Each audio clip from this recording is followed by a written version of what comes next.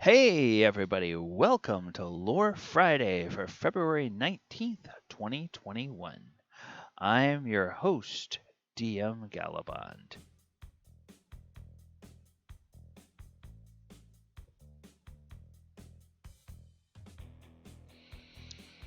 Alright everyone, did you realize we have finally made it? We finally made it. This is the last adventure. The ultimate end of the campaign for Princes of the Apocalypse. This is the Weeping Colossus, which, not surprisingly, takes into account the fire node that leads to the elemental plane of fire. The most dangerous, the most destructive, the most difficult, and the most challenging uh, adventure that's in all of the Princes of the Apocalypse. And we're going to talk about it right now. Alrighty. So, what we need to know about the Weeping Colossus is that this entire adventure takes place in an area where over half of the surface is molten lava. Over half of the surface that you will be adventuring in is molten lava. That is why this is such a difficult adventure, because not only do you have monsters that are trying to kill you, but the very ground that you're adventuring over can try to kill you. And even being in the air above that, the air is so hot that you're taking heat damage from that all the time unless you have some way of mitigating it. And a lot of the things that you can use to mitigate against that heat damage, you don't get access to until you're at higher levels. So that's why this is a higher level adventure. So let's go ahead and talk about some of the details of this. Obviously, being out of the Princes of the Apocalypse, this is a 5th edition campaign published in April of 2015, aimed at characters that are level 13, so that's solidly in the third tier of play. The theme of the theme of the adventure, foil an enemy's plan. Setting is a series of lava tubes, tunnels, and chambers that are still filled with molten lava. This is the portal to the elemental plane of fire, which is in an active complex of volcanic caverns. The Eternal Flame Cult has established a lava filled series of caverns as a location for their portal to the elemental plane of fire.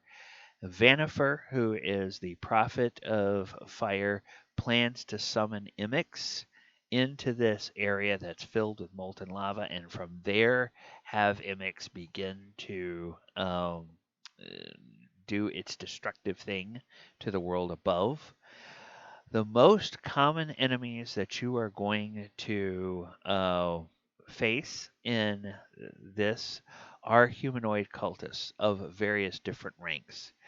The toughest encounter, potentially, is Vanifer herself, either along with some fire elemental myrmidons, or in the worst case scenario, along with Imix itself, the elemental princess of fire.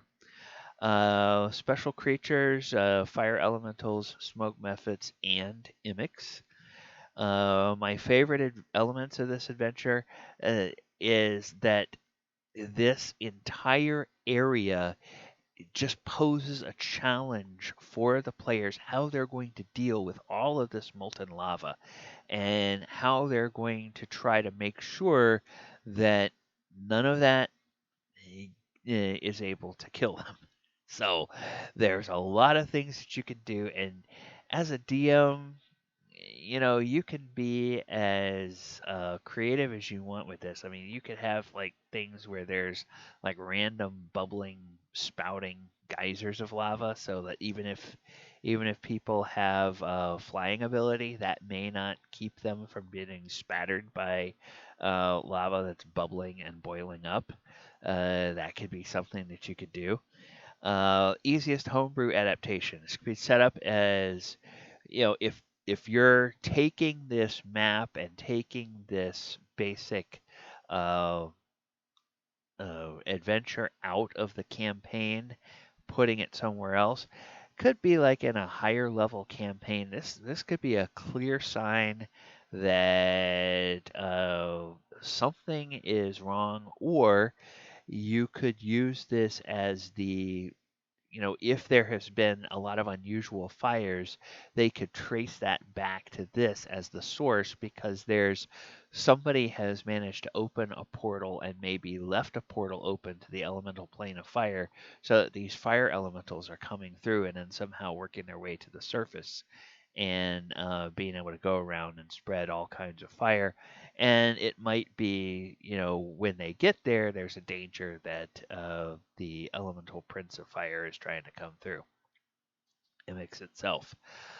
You can use this with other editions of the game, because fire elementals are common to all editions, and mephits appear in several previous editions.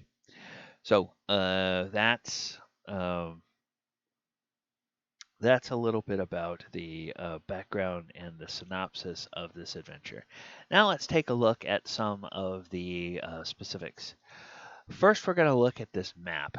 Um, Long, narrow map, and the progression starts down here at the bottom. There's basically a levitating platform that the characters can descend on, and where it descends, it's in the middle of this big, huge molten pool of lava. There are several ways out of it, but if the characters aren't able to fly, the only semi-safe way out of it is these little pillars of stone standing up in the lava. And, yes, it takes some dex checks to cross those and get over here safely. And you don't want to fail those dex checks, because falling into lava is no joke. It is a sure way of taking a lot of damage. Now, the way they describe this area, it's the heart of a volcanic fissure. During the height of the dwarven civilization of Besselmere, lava filled the entire area. But when Vanifer arrived, she used her connection with Imix to sort of calm the lava, rearrange it, get some of the areas to be dry ground where people could work. Now there are lava flows, ash storms, gouts of liquid fire, and other strange elemental effects throughout this area. Ceilings are 15 feet high in tunnels and 20 feet high in chambers. Various open spaces formed by lava, so kind of like tubes and whatnot.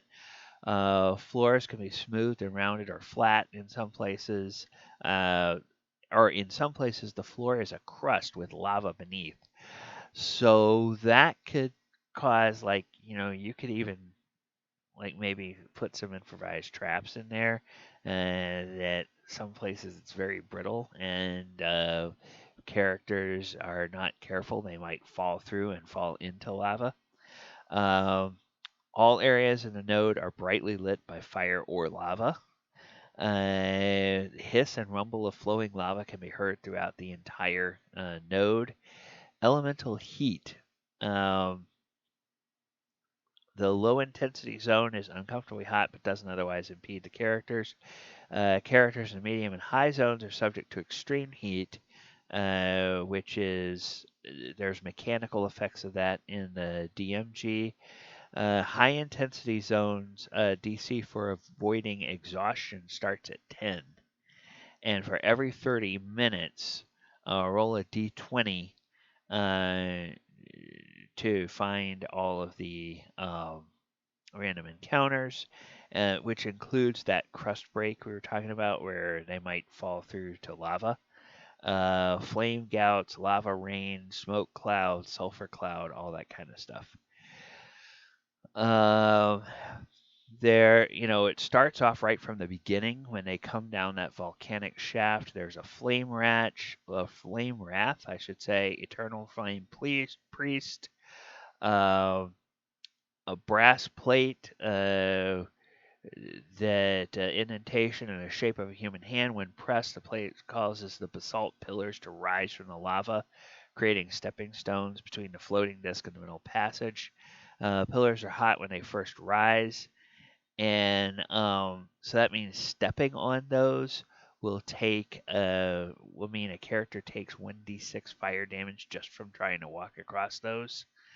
Um, Sentry chambers, you have a fire giant, you have razor blasts, you have some hidden exits, and you get a few. Um, there's a potion of invisibility that giant has if they don't use it. If you're a DM, make sure you're looking at what the enemies have. They may not leave that treasure around for the party. They may use that for themselves. There's causeway uh, over here, this causeway area, and that uneven stone causeway spans the lava, ending in a narrow ledge along the eastern wall. Hanging from a pair of spout chains is a large brass gong. And when you strike the gong, it winds up having a roper made of molten magma lurking in the middle of the pool, and its bite and tendrils deal fire damage instead of piercing damage, and you take 1d8 fire damage every round that you're grappled by the roper. And when the roper uses its real action, it pulls creatures it is grappling into the lava. And lava damage, lava damage is, let's see. I want to say it's like 10d8 lava damage for falling into lava. That's really, really bad. It's a huge amount of damage that you take from being in lava. That's why it's so dangerous, and why you have to be such a high level to be in here. So there's flaming skulls. You have toxic fumes that cause constitution checks to take poison damage. And there's hidden levers. Um, there's a prison down here. There's a wall of fire spell made permanent. So you've got, oh my goodness, you've got all of this stuff where the very environment here is just trying to kill you. So some of the prisoners are other. One of the prisoners is another cultist from one of the other cults. There's also some merchants, and then a druid. There's an awakened tree. Oh, they've got seeds. All right, so that's something else if you take that. And then you have a breeding chamber. Well, what could be breeding down here? Salamanders and fire snakes that swim in the lava. Ugh. Ugh. Ugh. So all kinds of really awful things in this area. Fire Shrine is here in Area 8. So the Fire Shrine over here in Area 8. Basalt pillars rise from a glassy floor of the circular cave to a smooth dome ceiling. And there's an Ifrit that's in here. Um, there's 2 Eternal Flame priests and 1 Razor Blast, and the Ifrit's lair. Colorful carpets and throw pillars are scattered across the floor. Furnishings are made of materials immune to fire. Food on the table is edible and delicious. There's some nice treasure in here, potion of speed, and a scroll of immolation. Of course, trying to use the scroll of immolation in here is not really going to do much of anything because everything in here is either immune or resistant to fire. Then Vanifer's chamber is here. Elixir of health inside the pocket of a robe. 6 paintings by flowing lava. And a young red dragon. Okay. Well, of course, red dragons, they are immune to fire. They use fire as their breath weapon. Yeah, that's going to significantly add to the difficulty of this area. And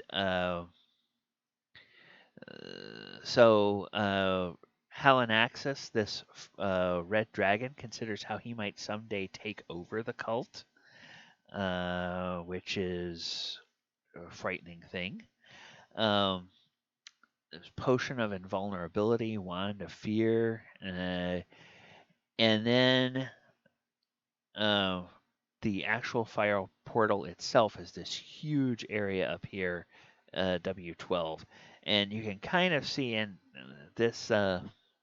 This map is a little bit small the way they make it. I wish they had a larger version of it, but it's kind of a statue where the face is like looking straight up and lava is coming out of the eyes and rolling down over the shoulders, and that's why it's called the Weeping Colossus, is because of the way that statue is designed. And so you will wind up facing here either Vanifer, who potentially winds up in the middle of summoning Imix itself while you are there.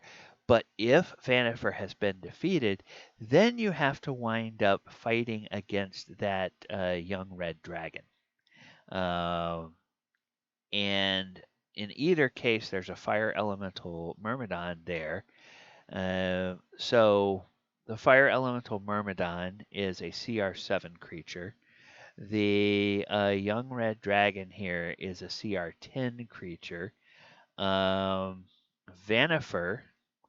is a CR9 creature. And then, of course, you have Tender Strike, which is this legendary weapon, of course. And this is a dagger. Let's go ahead and take a look at it's a flint dagger. Tender Strike allows you to speak Ignan fluently. And then there is it contains a spark of Imix itself. So if Vanifer is in the middle of summoning Imix, and if Imix comes through, okay, Imix is a huge elemental, CR19 elemental creature that has spell casting, has empowered attacks. All of its attacks are treated as magical for the purpose of bypassing resistance and immunity. Has a fire aura. Anything within 10 feet takes 5d6 fire damage. fire form, so it can enter a creature's space and stop there. So basically, it can just like occupy the same space and be burning creatures. It gets legendary resistance. It has lair actions, legendary actions, creating a heat wave, teleportation. Teleports up to 120 feet to an unoccupied space that it can see, and it can do that every round as a legendary action. Multi attack makes 2 slam attacks, and these attacks are no joke. Um, plus 12 to attack, 2d10 plus 7 bludgeoning damage, and an additional 5d6 fire damage. Then a flame blast that's also plus 12 to hit out to 100 or out to 250 feet and deals 10d6 fire damage. And then, if that's not bad enough, it can summon fire elementals to fight with it. So, can summon 3 fire elementals and loses 50 of its own hit points for every elemental it summons.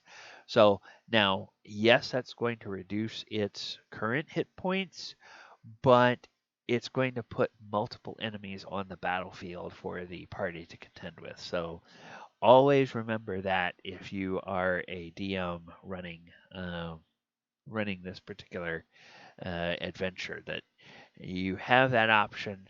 Depending on how strategic your party is, how well they normally fight, you probably want to make that decision earlier in the fight rather than later, because if you wait until Imix gets down some hit points before it starts summoning, it's going to be reducing its own hit points by more, thus making it easier to kill. You want to have that thing summon multiple fire elementals and throw those out against the party early. Let Imix stand back and use kind of that long ranged attack while the party is dealing with those fire elementals. And then once they are down, then Imix would go hand to hand or start teleporting into the area where the party is, and burning them while it's attacking them. So that would be things that you want to think about using there. But as I said, this brings us to the end of our advent or our discussion of all of the constituent adventures of the Princes of the Apocalypse campaign. There are many, many different adventures within this. Each one of them something you can take out and put into a homebrew campaign, or doing what I like to do, just sort of going through and robbing or yanking out the maps and populating them with things for your own campaign. Sometimes I like to do stuff like I might even take a thing like this and change it from tunnels filled with lava to tunnels filled with water, and repopulate it all with water. And I might even use it in a low level setting and have this be some kind of a temple where the boss is not some elemental prince, but is some kind of moderately powerful creature that lives in the water. Maybe the boss in here is an aboleth, which is a CR10 creature. Yeah, that's still pretty powerful, and it's got sort of telepathic control where it can manipulate the minds of people and turn them into worshippers or thralls or things like that. So yeah, it would be but that's an interesting way of approaching this. And then of course, you just change up all the features. And if you were going to do that, you probably want to take the map into a program like Photoshop and change out the areas that are orange for the lava and make them, blue for water or something like that. So, or go and sort of trace over and then fill in the details in the way that you want. with your own version of the map. Next week, we are going to be starting with our coverage of a brand new campaign. We are going to be looking at the Out of the Abyss campaign, and this one is going to be a bit different. Out of the Abyss is written in more in a linear fashion, in front to back in the order that the things happen. However, Out of the Abyss is not tuned very well to character levels from the time you start the campaign until the time you end the campaign. And so instead of looking at uh, how the encounters are tuned to character levels, we're going to be looking at specifically how you need to tune the encounters that are written for the character levels that are intended to play through it. Because you could very easily have a TPK in session 1 of Out of the Abyss without even really trying as a DM. The monsters in there are so powerful for a level 1 party that it would just be super easy to overwhelm them if you didn't do a lot of planning and be very strategic in how you're going to run that campaign. So that's one of the things we're going to be doing as we look at each adventure that comes out of the Abyss. We're going to analyze how you would set up that particular adventure, those encounters, to make sure that you're not overwhelming your party. All right, well, thank you very much. If you have sat through all of these adventures of Princes of the Apocalypse, then boy, I tell you, you really have earned a gold star, because it's been months that we've been going through this adventure. It's practically taken as many weeks to talk about this as it would take sessions to actually play through the entire campaign. And that's if you're being very efficient running through the campaign.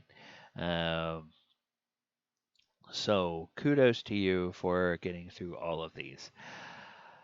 Please subscribe to the channel, like the video, share the video, click the post notification bell so that you get notified every time a new piece of content drops on the channel.